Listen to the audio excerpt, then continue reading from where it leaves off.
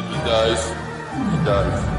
At number 3, we have Rocky IV. For some fans, putting Rocky IV so high on your rankings would be controversial.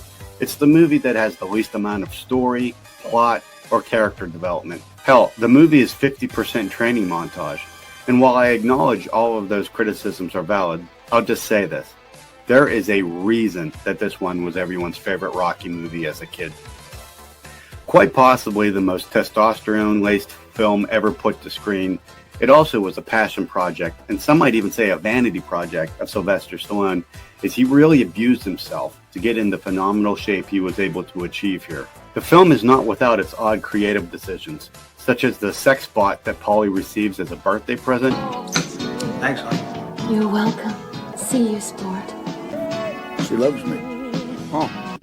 Loved the robot as a kid, but like, seriously, what was Sly thinking? Why the hell would you get Paulie, of all people, a robot? It's nice watching the Creed movies knowing this robot is out there somewhere. I enjoy the camaraderie that Rocky and Apollo share. The scene with them watching their old fights together felt like genuine friendship. It's with this movie that it becomes more evident than ever before that Stallone sees his characters as expendable pieces necessary to heighten the importance for Rocky's next challenge. Here, Apollo is feeling down in the dumps about being retired because nobody asked for his autograph anymore. But once you step out that ring, Sty, it's like ancient history. I don't see anybody asking for autographs, do you? At the same time, the premier Russian boxer, Ivan Drago, bursts onto the scene. Apollo sees this as the perfect opportunity for one last moment of glory in the ring.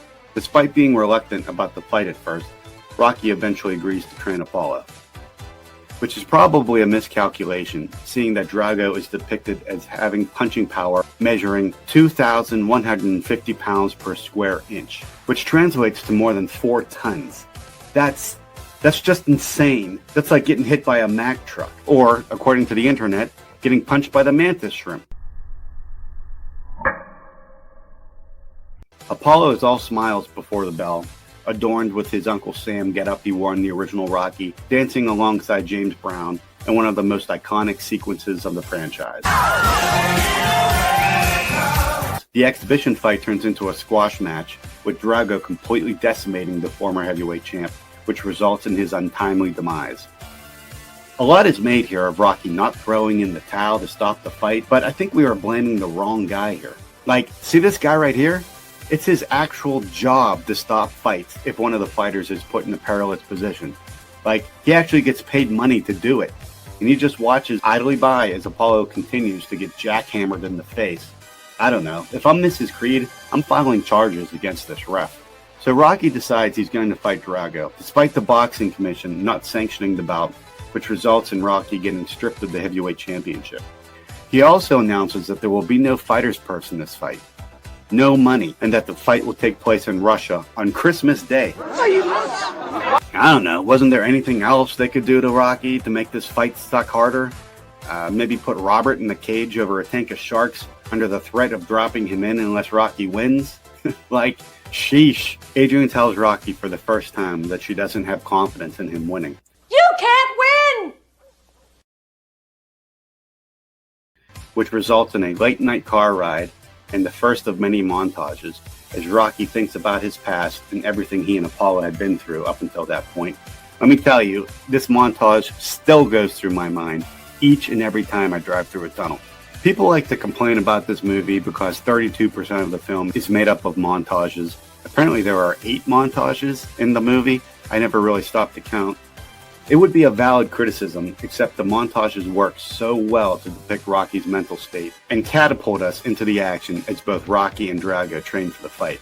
Alright, the training montages, I can't even put to words what these did to me as a kid. I would get so pumped I would have to run out of my house during the middle of them and start running around my neighborhood like a lunatic, with my parents watching me out of the living room window, asking themselves what they did wrong as parents. I don't know, the training montages are just magical, showcasing how Drago relies on the latest in medical technology, training facilities, and steroids to get his impressive endurance and power, while Rocky goes old school Neanderthal, crawling in the snow of the rustic Russian landscape and running through streams. One of my favorite parts of the movie is when Rocky is able to evade the Russian agents who have been assigned to follow and watch every move he makes. In the first 3 films, Rocky made it a habit to run up the famous steps at the Philly Museum of Art, sometimes with much difficulty. Here, just to show he has transformed himself into a Super Saiyan, he runs up a mountain. A fucking mountain! The fight between Rocky and Drago is terrific. It's like watching 2 Greek gods go to war with each other. The action is fast-paced and brutal, with slow motion captures showing the damage that each punch inflicts on its target. He's not a machine. He's got me! He's not a machine! He's a man! Come on, bro.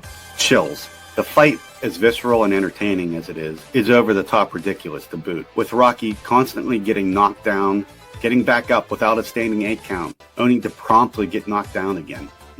Geez, what is it with the refs in this movie? At some point, the Russian crowd gets so enamored with Rocky getting his face punched in that they start cheering for him. A few cheers now for Rocky Balboa. Suddenly, Moscow is pro-Rocky. Holy shit, what a bunch of bandwagon fans. The fight isn't even over yet, and you are already rooting for the other guy? What? I have a theory about this. During Rocky's training, you see him running around the Russian countryside, being a good Samaritan. He helps this guy with his horse and buggy, right? So I'm thinking this guy must have been at ringside during the fight. And he probably told the guy next to him, hey, that Rocky guy's a good dude. He pulled my cart out of the snow and everything. And that guy told the guy next to him, and so on and so forth, until everyone in the entire stadium knows what an awesome dude that Rocky is.